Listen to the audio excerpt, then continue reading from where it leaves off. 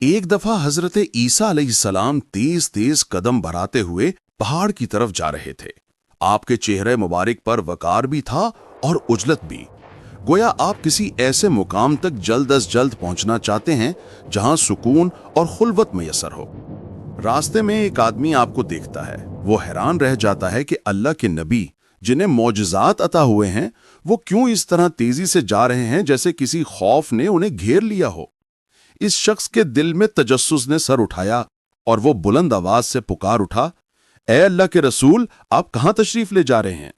आपके पीछे ना कोई दुश्मन दिखाई देता है ना कोई खतरा, फिर ये जल्दी और घबराहट कैसी है? हजरत ईसा अलैहिस्सलाम ने रुककर उसकी तरफ देखा। आपकी निगाहों में गहराई थी और जवाब में हिकमत छुपी थी। आपने फरमाया, मैं एक अहमक की सोबत से भाग रहा हूं। इस शख्स ने यह जवाब सुना तो हैरानी और तजस्सुस से उसके चेहरे के खदोखाल बदल गए। वो करीब आया और अर्ज किया, या हजरत, आप वही मसीह हैं ना जिनकी बरकत से अंधे बीना हो जाते हैं और बहरे सुनने लगते हैं? हजरत ईसा अलैहिस्सलाम ने फरमाया, हाँ, मैं वही हूं। वो बोला, क्या आप वही नबी नहीं हैं जो अल्लाह के हुक्म से मुर्दे को कलाम इलाही पढ़कर जिंदा कर देते हैं? आपने सुकून से फरमाया, हाँ, मैं वही हूं। उस शख्स ने मजीद हैरत से कहा, क्या आप वही नहीं हैं जो मिट्टी के परिंदे बनाते हैं और अल्लाह के हुक्म से उन पर दम करते हैं तो वो हवा में परवाज करने लगते हैं? हजरत ईसा अलैहिस्सलाम ने फरमाया, यकीनन मैं वही हूं। अब उस शख्स की हैरत और बढ़ गई।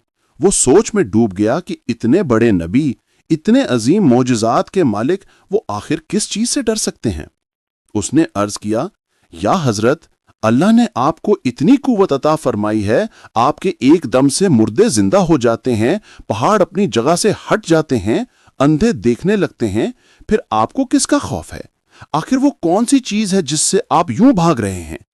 हजरत ईसा अलैहिस्सलाम ने गहरी सांस ली और फरमाया, उस रब्बुल इज्जत की कसम जिसने मुझे ये सब मौजज़ात अता फरमाए, मैंने इसमें आजम को अंधों पर पड़ा तो वो बीना हो गए, बहरों पर पड़ा तो वो सुनने लगे, पहाड़ों पर पड़ा तो वो अपनी जगह से हट गए, मुर्दों पर पड़ा तो वो जिंदा हो गए।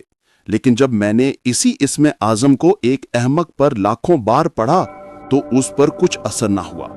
वो शख्स दम बखुद रह गया। उसने आहिस्तगी से पूछा, या हजरत, ये कैसे मुमकिन है? हमाकत भी तो एक बीमारी है।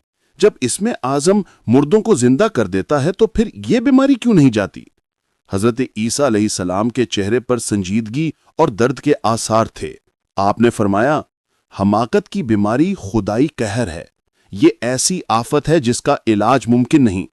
अंधा बीना हो सकता है, बहरा सुनने लगता है, हत्ता कि मुर्दा भी जी उठता है, लेकिन अहमक अपनी हमाकत पर डटा रहता है। नसीहत इस पर असर नहीं करती। अकल की बात वो रद्द कर देता है और अपनी जिद में मुब्तना रहता है। इसीलिए मैं उसकी सोबत से भागता हूं। आपने मजीद फरमाया, बेवकूफ के साथ बैठने से अक्लमंद भी अपनी अकल खो बैठता है। जैसे कोई खुशबूदार फूल बदबूदार कीचड़ में गिर जाए तो उसकी खुशबू भी मांद पड़ जाती है, इसी तरह अहमक की सोबत में इंसान की दानिश और बसीरत धुंधला जाती है। बेवकूफ वो है जो अपनी जहालत को इल्म समझे, अपनी जिद को अकल जाने और अपनी खामोशी को दलील गिरदाने। इससे बढ़कर और क्या आफत हो सकती है? याद रखो, अहमक के साथ गुफ्तगू करना ऐसे है जैसे किसी के कान में मौसीकी सुनाई जाए मगर वो बहरा हो। तुम अपनी जबान थका लेते हो लेकिन उस पर कोई असर नहीं होता। वो शख्स जो हजरत ईसा अलैहिस्सलाम के सवालात कर रहा था, अब सर झुकाए खड़ा था। उसके दिल में ख्याल आया कि वाकई दुनिया में सबसे बड़ी मुसीबत किसी अहमक के साथ जुड़ जाना है। दुश्मन से बचा जा सकता है, बीमार का इलाज हो सकता है, मुर्दा भी अल्लाह के हुक्म से जी उठता है, लेकिन बेवकूफ का इलाज मुमकिन नहीं। हजरत ईसा अलैहिस्सलाम ने पहाड़ की चोटी की तरफ इशारा करते हुए फरमाया, वहां जाकर मैं तन्हाई इख्तियार करूंगा, क्योंकि बेवकूफ की सोबत से बेहतर है कि इंसान अकेला बैठे अपने रब को याद करे और अपनी अक्लो ईमान को महफूज रखे। तन्हाई बेवकूफ की सोबत से बेहतर है, क्योंकि तन्हाई में इंसान अपने रब को याद करता है और बेवकूफ की सोबत में सिर्फ दुख, गुस्सा और नुकसान पाता है।